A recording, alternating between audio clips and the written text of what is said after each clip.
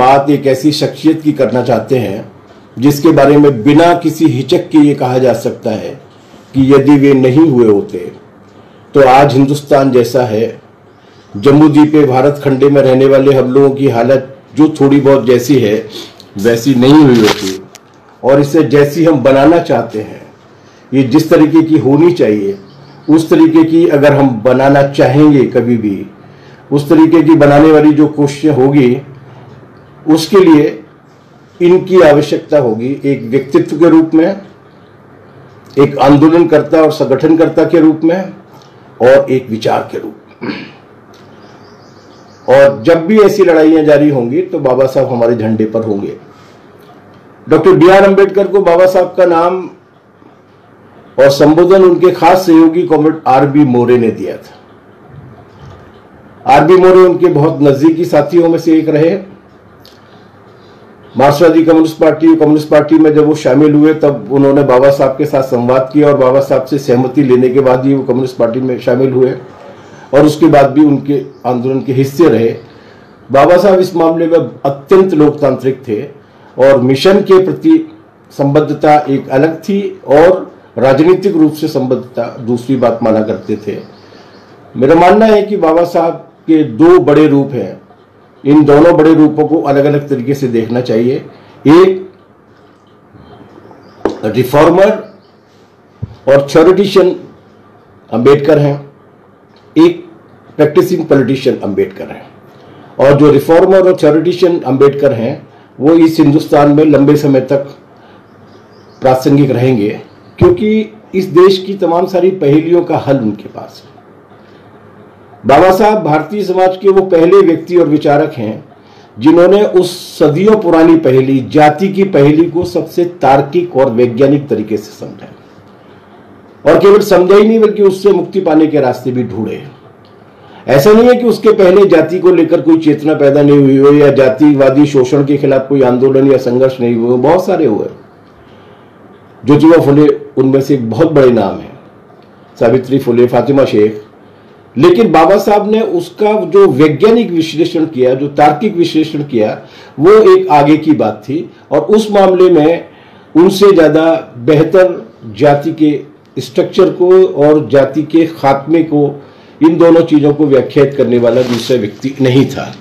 इस मामले में दुर्भाग्य ये हुआ कि जिन लोगों ने बाबा साहब को जातियों के प्रतिशत की गणना के कैलकुलेटर, ईवीएम मशीन के बटन और पद प्रसिद्धि पाने के एटीएम कार्ड में बदल दिया, उन्होंने बाबा साहब का एक नया रूप बनाने की कोशिश की।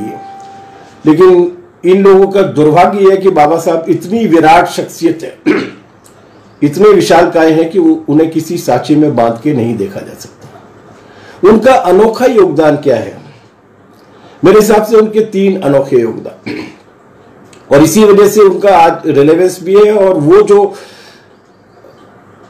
पर्सपेक्टिव हमें देके गए हैं, वो जो समझदारी हमें देके गए हैं, वो आज भी इसी मामले में बहुत ज्यादा प्रासंगिक भी है। पहला तो उनका ये योगदान है, एक बड़ा योगदान, जिसे लेके इस देश में उनके बाद भी काफी लंबे समय तक बहस चली कि ऐसा होगा कि ऐसा नहीं होगा, और वो ये है कि उन्होंने वर्ण और वर्ग, इनके द्वैत को समझा। उन्होंने माना कि इनके द्वैत के बावजूद इनका एक अद्वैत है। ये दो अलग अलग दिखने के बावजूद भी इनमें कहीं न कहीं ऐसी ओवरलैपिंग है, इनमें कहीं न कहीं ऐसी अंतरंगता है, इसमें कहीं न कहीं ऐसा संबंध है जिस संबंध के चलते इन दोनों चीजों के समाधान के रास्ते एक ही तरह से निकलेंगे। और ये केवल हाइपोथेसिस नहीं थी। उन्होंने अपनी पहली राजनीतिक पार्टी 1936 में बनाई थी, 1938 में बनाई थी, और उस राजनीतिक पार्टी का नाम उन्होंने रखा था इंडिपेंडेंट लेबर पार्टी।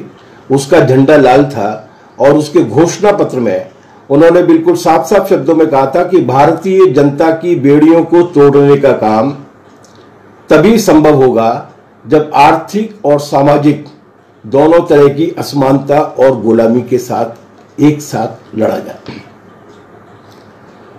वो मार्क्सिस्ट नहीं थे, वो फेबियन थे, और इसीलिए क्लास की जो क्लासिकल डेफिनेशन है, उस तरीके की परिभाषा है, उस तरीके के जॉर्गन में बात नहीं की उन्होंने।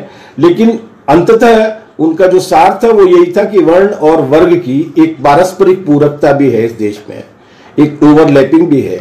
और ये कोई सदाशयता से निकली हुई बात नहीं थी। आज आजादी के 70 साल के बाद भी हम अगर देखते हैं और वो $55 बिलियनर्स की सूची में जब हम झांकने की कोशिश करते हैं तो ये कोई संयोग की बात नहीं है कि उसमें एक भी दलित नहीं मिलता, एक भी आदिवासी नहीं मिलता। और जब हम इस देश के सबसे वंचित लोगों की सूची तैयार करते हैं और उसमें जाकर झांकने की कोशिश करते हैं तो 85% 90% से ज्यादा वही लोग निकल कर आते हैं जो शास्त्रीय अर्थों में या मनु महाराज के अर्थों में शूद्र हैं, अतिशूद्र हैं या वंचित जातियों के लोग हैं।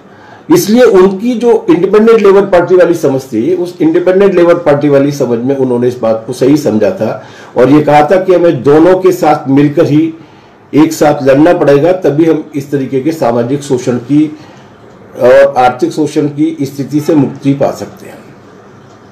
और यही वजह है कि उन्होंने हम अगर उनके जीवन की सक्रियता के आयामों को देखते हैं तो एक तरफ वो महाड़ का सत्याग्रह कर रहे हैं, चावदार तालाब के पानी की लड़ाई लड़ रहे हैं, मनु की किताब जला रहे हैं, थ्योरेटिकल लेवल पर ब्राह्मणवाद को चुनौती दे रहे हैं, गांधी के साथ तीखी बहस कर रहे हैं, लेकिन इसी के बीच बीच में वो ट्रेड यूनियन का काम भी कर रहे हैं। और ट्रेड यूनियन को संगठित करने के लिए चाहे वो रेलवे के ट्रेड यूनियन हो, चाहे वो बॉम्बे टेक्सटाइल के वर्कर्स हो, चाहे वो नागपुर के वर्कर्स हो, उनके बीच में मजदूरों की लड़ाई को लड़ने का समय भी निकाल रहे हैं। तो उन्होंने वर्ण और जाति के सवाल को लेकर और वर्ग के सवाल को लेकर एक बहुत बड़ा संघर्ष संगठित किया था, जो मुझे लगता है कि उनकी उस चेतना का निरंतरता थी जिसमें वो ये मानते थे कि इन दोनों के खिलाफ मिलकर लड़ना चाहिए।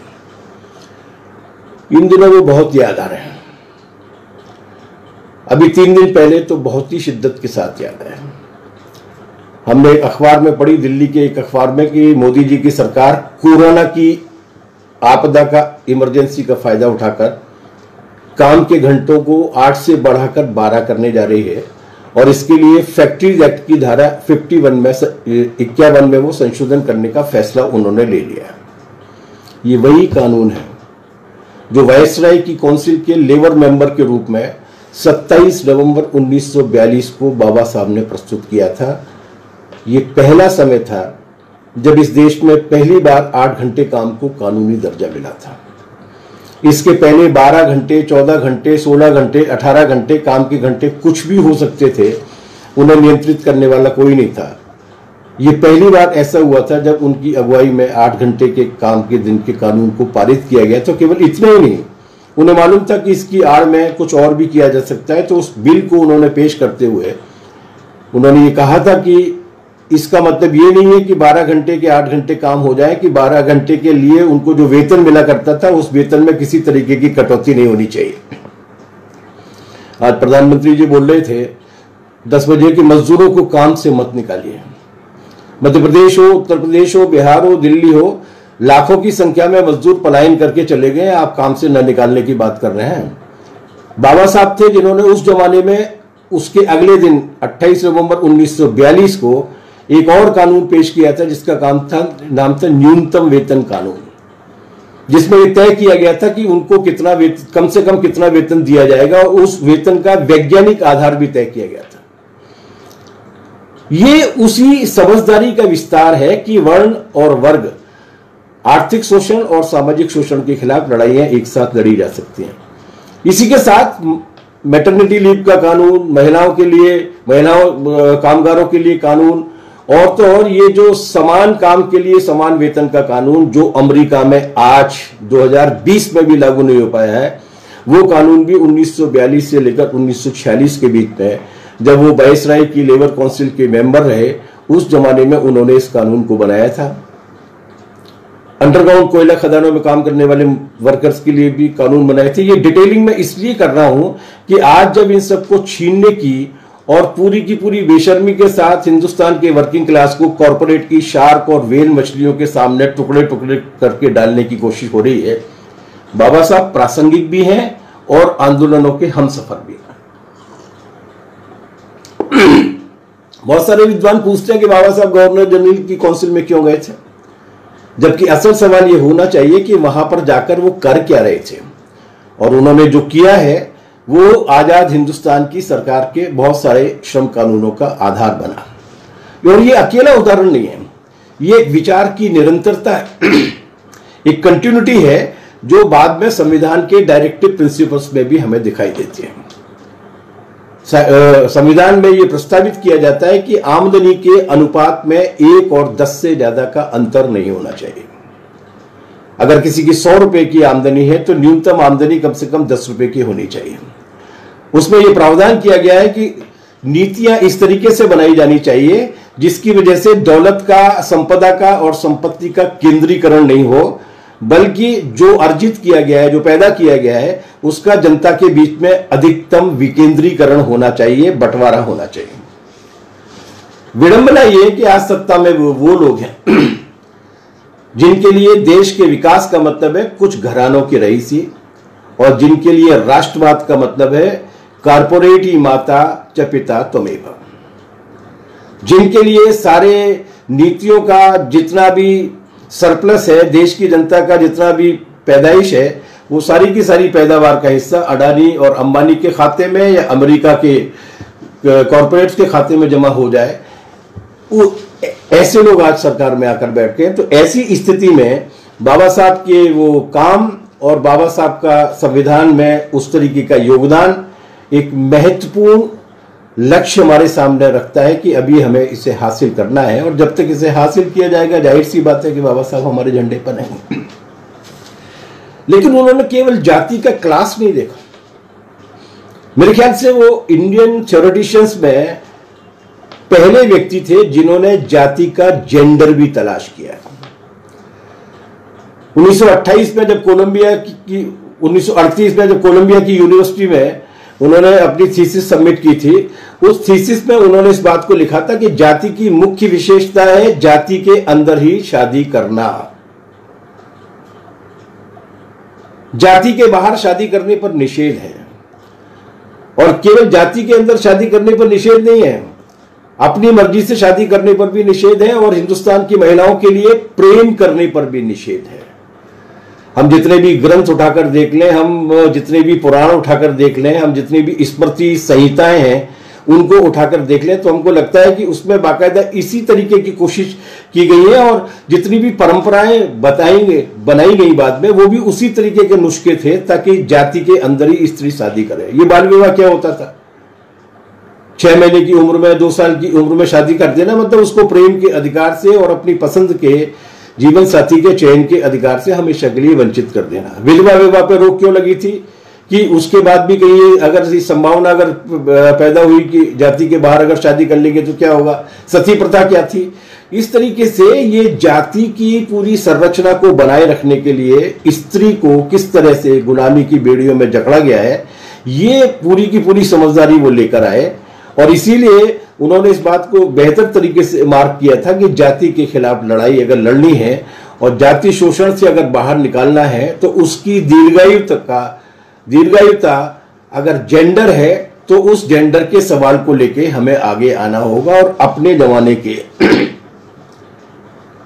पंडित जवाहरलाल नेहरू सहित अपने जमाने के सारे प्रमुख और बड़े राष्ट्रीय नेताओं में वो अकेले थे जिन्होंने महिला मुक्ति की लड़ाई के सवाल को हमेशा प्राथमिकता में रखा, उसके लिए लड़े, और जरूरत पड़ी तो नेहरू के मंत्रिमंडल की कैबिनेट से भी त्यागपत्र देकर बाहर आ गए, लेकिन उन्होंने समर्पण या समझौता नहीं किया।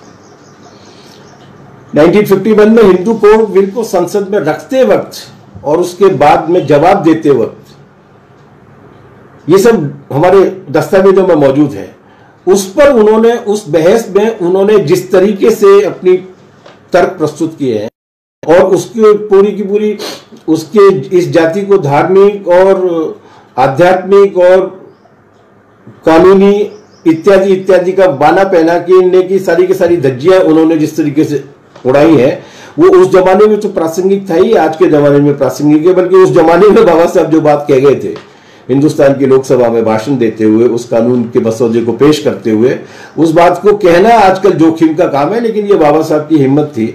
उन्होंने कहा था जब इस पर बहुत बहस हुई और कांग्रेस के तमाम सारे नेताओं ने उसका विरोध किया और जनसंघ तो उस वक्त आंदोलन पर आ गया था कि ये क्यों किया जा रहा है और इससे हमारी संस्कृति और हिंदू सभ्यता पता नहीं क्या क्या खतरे में पड़ने वाला है।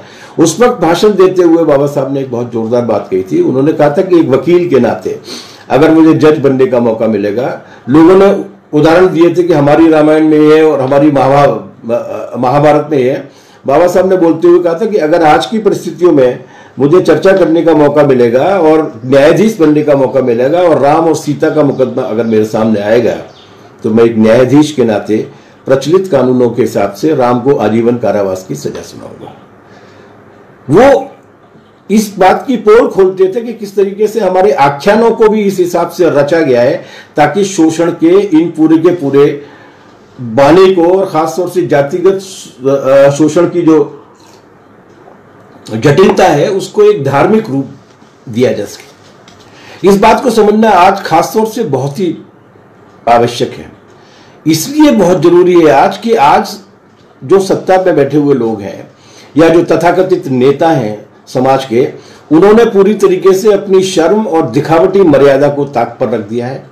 ये चिन्मयानंदों, कुलदीप सेंगरों, आसारामों, गुरमीत राम रहीमों का युग है।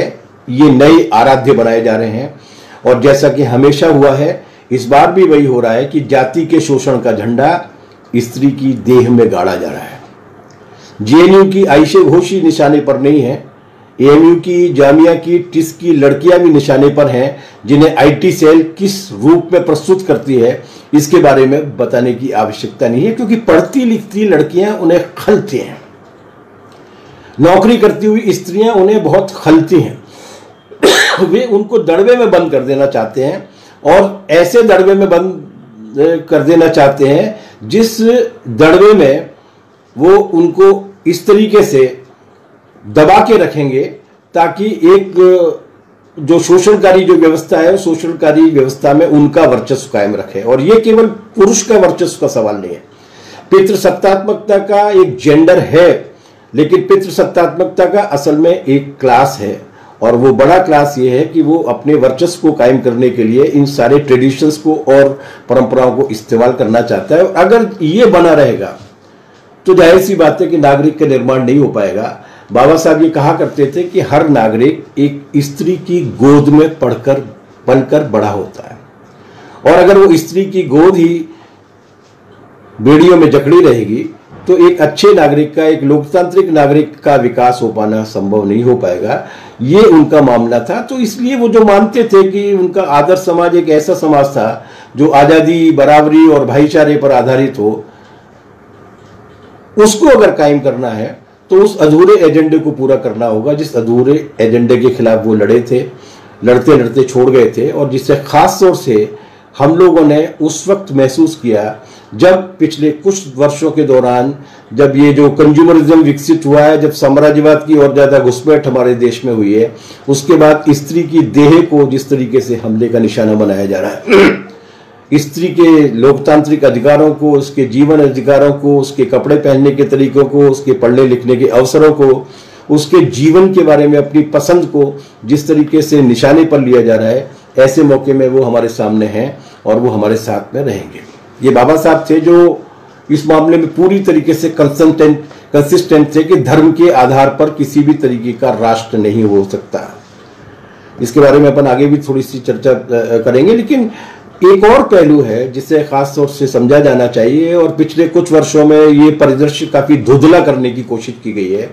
बाबा साहब को एक जाति का नेता, बाबा साहब को एक समुदाय का नेता बनाते हुए उन्हें बाकी की जाति और समुदाय के खिलाफ इकट्ठा करने की कोशिश की गई है। इस मामले को हमें समझना चाहिए कि बाबा साहब को भी ये मालूम था कि इस तरीके की घटना घट सकती है, उनका इस तरीके से दुरुपयोग किया जा सकता है। इसलिए अपने विचार को व्यवहार में लाते समय प्रतीकों के, सिंबल्स के सिलेक्शंस के मामले में बाबा साहब बहुत मास्टर टेक्नीशियन थे। जब उन्होंने मनुस्मृति में आग लगाने का आह्वान किया तो महाराष्ट्र की ब्राह्मण सभा के अध्यक्ष ने उनको चिट्ठी लिखी और उन्होंने कहा कि मैं भी इस कार्यक्रम में शामिल होऊंगा, मैं भी इस कार्यक्रम में एक दर्शक के रूप में शामिल होऊंगा। आप जलाइए, मुझे कोई दिक्कत नहीं है, लेकिन मेरी एक शर्त है और शर्त यह है कि मनु की किताब को आप खुद अपने हाथ से आग लगाइएगा, सहस्त्र बुद्धे से आग मत लगवाइएगा। सहस्त्र बुद्धे उनके बहुत घनिष्ठ सहयोगी थे और जन्म से ब्राह्मण थे। जाहिर सी बात है इसमें एक स्पष्ट चाल थी।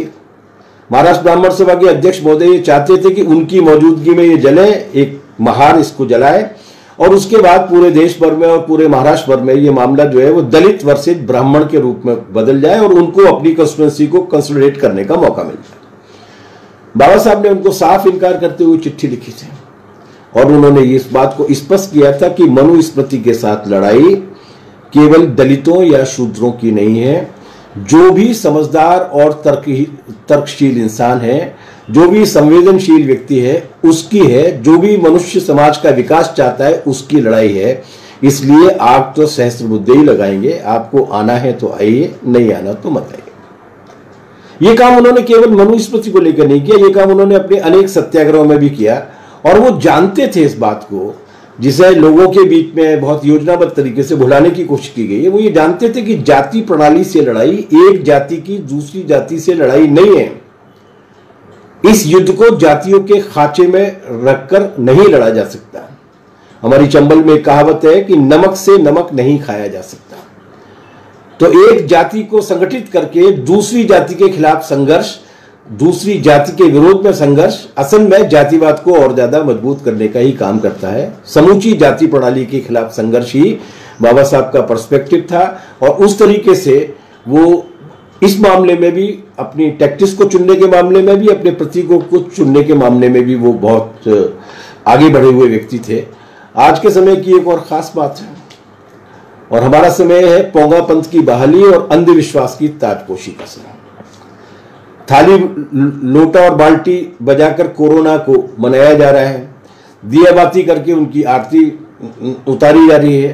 कोरोना जैसी बड़ी महामारी को लेकर भी जिस तरीके की अतार्किक मुहिम और किसी छोटे मोटे व्यक्ति की ओर से नहीं, शीर्ष पर बैठे हुए व्यक्ति की ओर से चलाई जा रही है, जो इस बात की घोषणा करते हैं कि सबसे पहले की जो प्लास्टिक सर्जरी है वो हमारे यहाँ पर हुई थी और पता नहीं क्या क्या हमारे यहाँ पर हुआ था। अब वो इस बड़े महामारी को भी, जो इस पूरे देश की जनता के अंदर हाइजीन को लेकर, बैक्टीरिया को लेकर, वायरस को लेकर, हेल्थ को लेकर एक साइंटिफिक टेम्पर को विकसित करने का मौका हो सकता था, उसकी बजाय अंधविश्वास आ रहे हैं। ये कोई अनायास नहीं होता।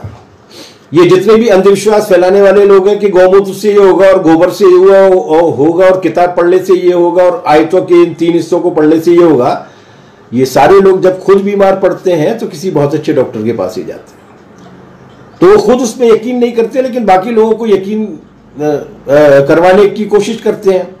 चाणक्य ने अपनी जो अर्थशास्त्र की किताब लिखी है, जिसमें उन्होंने बताया कि राज किस तरीके से चलाना चाहिए, उसमें उन्होंने बड़ी मजेदार बात लिखी और उसमें उन्होंने ये बात लिखी है कि राजा को ईश्वर में विश्वास नहीं करना चाहिए। अगर वो ईश्वर में विश्वास करेगा तो राज नहीं कर पाएगा, लेकिन राजा को जनता के अंदर ईश्वर में आस्था पैदा करनी चाहिए, क्योंकि अगर जनता ईश्वर में विश्वास नहीं करेगी तो भी राजा राज नहीं कर पाएगा। तो ईश्वर को अंधविश्वास के स्तर तक पहुंचाने का काम हमारे यहां पर किया जा रहा है और तर्क और बौद्धिकता पर हमले इतने लगातार हैं कि ये सिर्फ हाल के हासिल को नहीं छीन रहे हैं।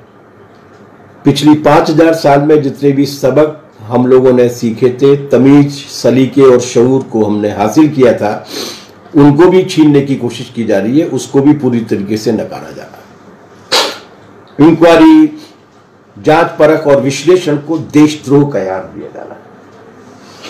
और मजेदार बात यह कि ये फर्जी राष्ट्रवाद जो है वो राष्ट्रवाद की खाल ओढ़कर आया। ये सभ्य समाज की जितनी भी सारी पहचान है ना, उन सबको चीथ लेना चाहता है। असहमति, विमर्श और संवाद से उसे डर लगता है, बौद्धिकता और तर्कशीलता से उसकी रूह कांपने लगती है। अनेक विविधताओं के बावजूद और विसंगतियों से भरे देश में उसका राष्ट्रवाद वास्तव में मनु का नया नाम है। ये एक ऐसा राष्ट्रवाद है, बाबा साहब इस बात में कहा करते थे कि जब तक देश में सारे के सारे लोगों की बराबरी की कोई बात नहीं करता, वैसा जब तक एक देश, हमारा देश एक समानता के अधिकारों वाले नागरिकों के एक राष्ट्र में, एक नेशन के रूप में विकसित नहीं होता, तब तक राष्ट्रवाद का मतलब है 3%, 4% लोगों की तानाशाही को चलाने की कोशिश करना। और हम अपनी आंखों से देखा, ये हाइड्रोक्लोरोक्विन राष्ट्रवाद है। डोनाल्ड ट्रंप प्रेस कॉन्फ्रेंस में, भरी प्रेस कॉन्फ्रेंस में पूरी दुनिया के सामने धमकी देते हैं कि अगर क्लोरो और हाइड्रोक्लोरोक्विन के टनों दवा उनके यहाँ पर अगर नहीं भेजी तो वो हिंदुस्तान को उसकी हैसियत में लाके रख देंगे, रिटेलिएट करेंगे। और हमारी सरकार की ओर से, विदेश मंत्रालय की ओर से एक लाइन का वक्तव्य भी जारी नहीं होता। ये ऐसा राष्ट्रवाद है, ये दुम हिलाऊ राष्ट्रवाद है जिसके नाम पर उन्होंने भारत की पूरी संप्रभुता को, सोवरेनिटी को और पूरी दुनिया भर में जो सम्मान था उसको गिरवी रख दिया। वो ये भूल गए हैं कि वो उस कुर्सी पर बैठे हुए हैं जिस कुर्सी पर बैठे हुए इस राष्ट्र के प्रतिनिधियों ने एक जमाने में पूरी दुनिया में गुटनिरपेक्ष राष्ट्रों का एक ऐसा मजबूत संगठन बनाया था जिसने अपनी राजनीतिक और नैतिक मौजूदगी के साथ दुनिया की बड़ी बड़ी ताकतों को अपनी बात मनवाने के लिए विवश कर दिया था। ऐसी बहुत सारी कहानियां हैं। तो ये राष्ट्रवाद ट्रंप के सामने दो मिलाने का राष्ट्रवाद है। ये राष्ट्रवाद उन तमाम सारी नीतियों को मानने वाला है। तो दरअसल आप साम्राज्यवाद के खिलाफ नहीं है, आप पूरे देश की जनता की एकता के पक्षधर नहीं है, तो उसके बाद किस तरीके का राष्ट्रवाद? तो ये फर्जी राष्ट्रवाद है। और बाबा साहब ये कहा करते थे कि ये जिस तरीके के राष्ट्रवाद की बात करते हैं वो हिंदुत्व के आवरण में लेके आते हैं। और ये हिंदुत्व नाम की जो चीज है वो स्वतंत्रता, समानता और बंधुत्व के लिए खतरा है। आज जब हम बाबा साहब को याद कर रहे हैं, प्रोफेसर आनंद तेलतुंबड़े और गौतम नवलखा जी को जेल भेजा जा रहा है। प्रोफेसर तेलतुंबड़े, उनके अंबेडकर साहब के साथ जो पारिवारिक संबंध है उनकी बात मैं नहीं कर रहा, लेकिन उसके अलावा प्रोफेसर तेलतुंबड़े अंबेडकर और उनकी विचारधारा के हमारे दौर के सबसे प्रखर जानकार हैं। तेलतुंबड़े पर हमला, अंबेडकर पर हमला।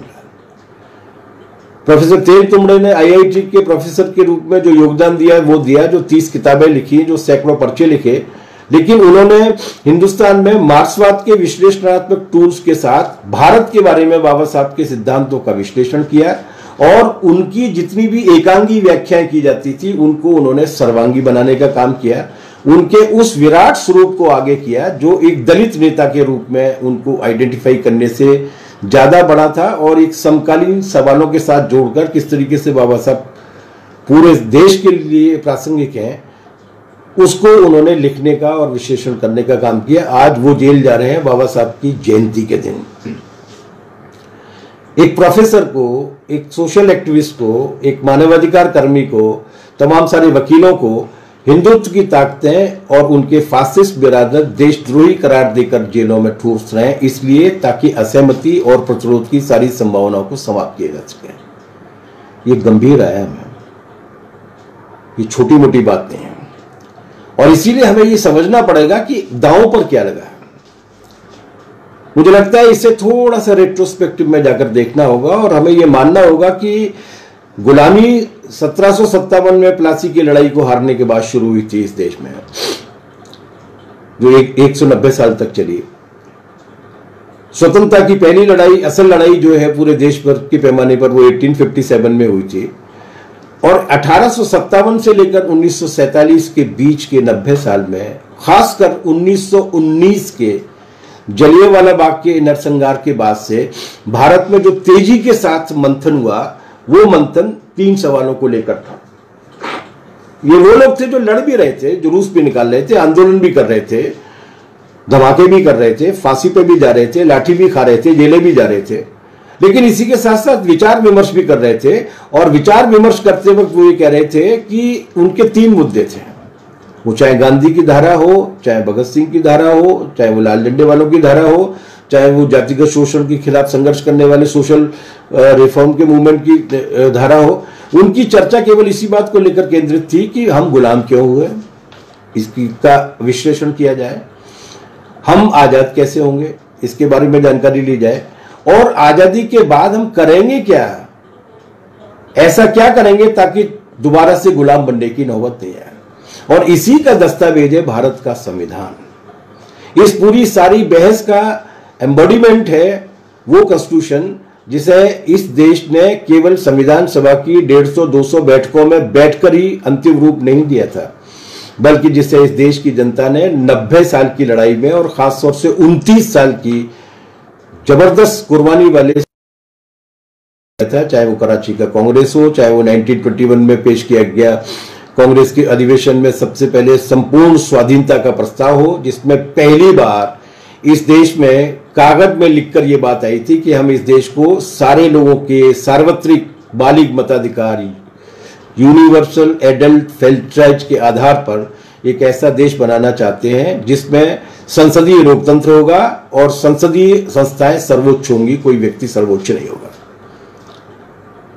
उन सबको पलटने की कोशिश की जा रही है और इसीलिए इस दस्तावेज में एक बात खास तौर से जोर दी गई थी और वो ये थी कि भारत के संविधान ने नागरिकों के कर्तव्य भी निर्धारित किया।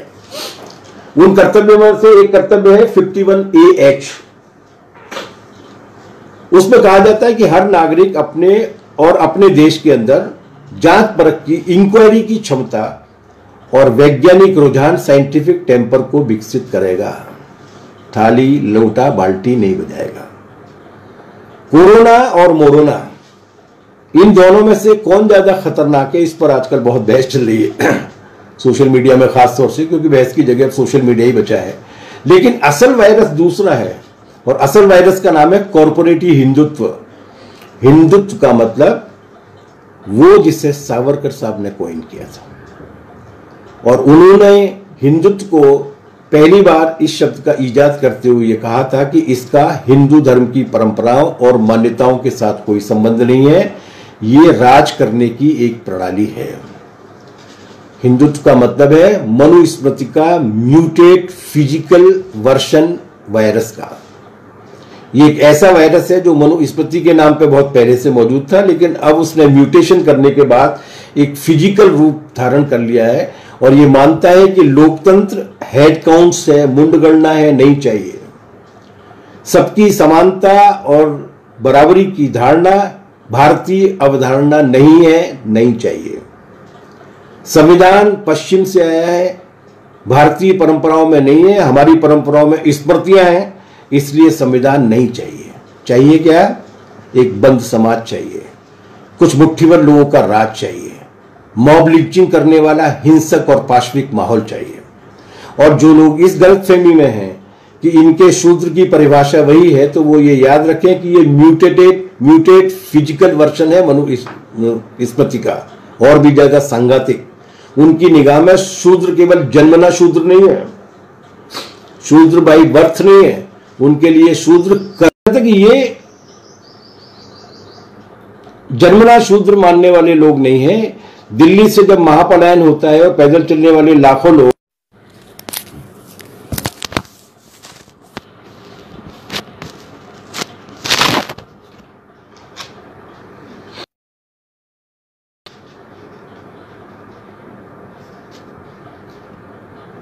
तो वो दिल्ली से जो लाखों लोग महापलायन करते हैं वो भी उनकी निगाह में शूद्र हैं।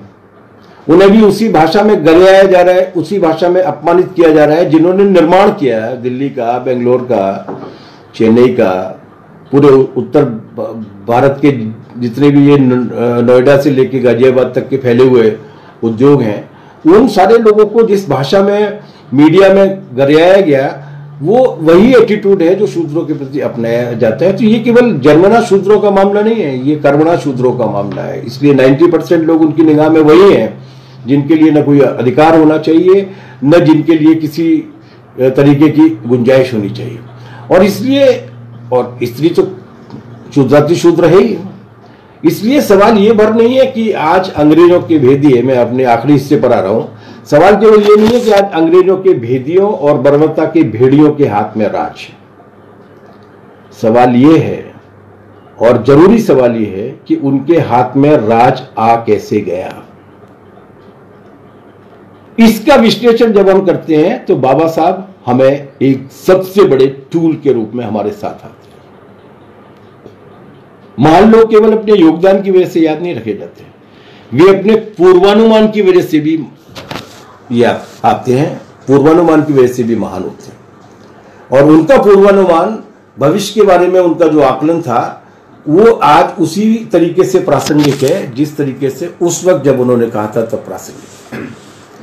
25 नवंबर 1949 को संविधान सभा का उनका भाषण पढ़ी है।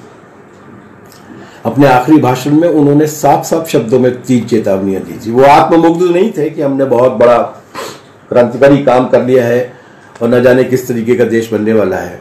उन्होंने बहुत साफ साफ शब्दों में 3 चेतावनी दी थी। पहली चेतावनी तो ये थी कि हमने राजनीतिक लोकतंत्र तो कायम कर लिया है, मगर हमारा समाज लोकतांत्रिक नहीं है। एक नक्शा तामीर कर लिया है, लेकिन वो नक्शा जिस जमीन पर मकान के रूप में बनने वाला है वो जमीन समतल नहीं है, ऊबड़ खाबड़ है, गैर बराबरी है। और इसमें भारतीय समाज में उनके हिसाब से उस भाषण में कहा था कि 2 चीजें अनुपस्थित हैं, एक फ्रेटर्निटी, एक लिबर्टी। भाईचारा बहनापा नहीं है और स्वतंत्रता नाम की समझदारी नहीं है। और इसके बाद उन्होंने कहा था कि अगर हमने सामाजिक लोकतंत्र कायम नहीं किया तो राजनीतिक लोकतंत्र भी सलामत नहीं रहेगा। दूसरी चेतावनी है, उन्होंने कहा था कि अपनी शक्तियां किसी भी एक व्यक्ति, भले वो कितना ही महान क्यों नहीं हो, उसके चरणों में रख देना या उसे इतनी ताकत दे देना कि वो संविधान को ही पलट दे, संविधान और लोकतंत्र के लिए खतरनाक स्थिति है। राजनीति में भक्ति या व्यक्ति पूजा संविधान के पतन और तानाशाही का सुनिश्चित कारण है। 1975 से 77 के बीच में आंतरिक आपातकाल हम लोगों ने भुगता था, इंटरनल इमरजेंसी देखी थी। पिछले 6 वर्षों से जिस तरीके के भक्त काल और एक व्यक्ति की एकल पद पातशाही को हम अपनी नंगी आंखों से देख रहे हैं, उससे इससे अधिक व्याख्या की कोई आवश्यकता नहीं है कि बाबा साहब संविधान सभा के अपने आखिरी भाषण में कितने सही थे और किस तरीके से उन्होंने पूर्वानुमान लगा लिया था कि इस तरीके की तानाशाही की स्थिति भी पैदा हो सकती है। लेकिन एक बड़ा अंतर है, और बड़ा अंतर यह है कि बाबा साहब जिन व्यक्तियों के बारे में सावधान कर रहे थे वो सचमुच के बड़े लोग थे। नेहरू थे, पटेल थे, राजा जी थे, गांधी जी कुछ ही समय पहले गए थे। ये बड़े लोग थे जिन्होंने जेलें काटी थी, इनकी एक खास तरीके की कंडीशनिंग हुई थी। लेकिन आज जिनके भक्त समूह हमलावर हुए घूम रहे हैं, उनके साथ ऐसा कुछ भी नहीं है। लिहाजा मामला और भी ज्यादा गंभीर है और इसका समाधान वही है जो बाबा साहब दे गए थे। इतनी देर तक आपने हमारी बात सुनी, इस व्यवधान के बावजूद भी उसके लिए आपको आभार। चलते चलते सिर्फ 2 बातें, एक विडंबना की, दूसरी संभावना की। और विडंबना यह है कि खुद बाबा साहब को उनके तथाकथित स्वयंभू डीलर्स ने ठीक वही बनाकर रखा जिसके वे ताउम्र खिलाफ रहे। उनकी मूर्ति बनाकर पूजा शुरू कर दी, हाथ में संविधान की किताब पकड़ा दी और उनकी जो सबसे महत्वपूर्ण कालजयी रचना है जातियों का विनाश, एनिहिलेशन ऑफ कास्ट, उस सहित उनके सारे के सारे क्रांतिकारी दर्शन को गहरे में दफना दिया। उनकी जितनी भी प्रतिज्ञाएं थीं, उन प्रतिज्ञाओं को झांझ और मजीरों के शोर में गुम कर दिया। उन्होंने न कभी बाबा साहब को पढ़ा, न कभी बाबा साहब को जाना। और ये वही लोग हैं जिनकी बाबा साहब अपने आखिरी दिनों में छड़ी लेकर पिटाई किया करते थे। औरंगाबाद की एक आम सभा में वो भाषण देने के लिए गए और उस सभा में जैसे ही उनकी कार पहुंची वैसे ही बहुत सारे लोग इसी तरीके के भक्त लपक के आए और उनके पैर छूने की कोशिश करने लगे और उनके ऊपर छड़ी बरसाते हुए बाबा साहब मंच पर पहुंचे हैं। और मंच पर जाने के बाद उन्होंने कहा है कि मुझे भक्त नहीं चाहिए, मिशन के लिए समर्पित लोग चाहिए। तो इस विडंबना से पार निकलना पड़ेगा। बाबा साहब को ईश्वर या भगवान का दर्जा देने की बजाय उन्हें उस प्रैक्टिकल सही रेवोल्यूशनरी लीडर के फ्रेम में दोबारा से वापस लाना होगा। और दूसरी बात यह है, जो संभावना वाली बात है, और संभावना यह है कि रात अंधेरी कट के रहेगी, मगर कैसे? जाहिर सी बात है उन दोनों सवालों से जूझकर इस अंधेरी रात को काटा जा सकता है, सुबह की ओर बढ़ा जा सकता है।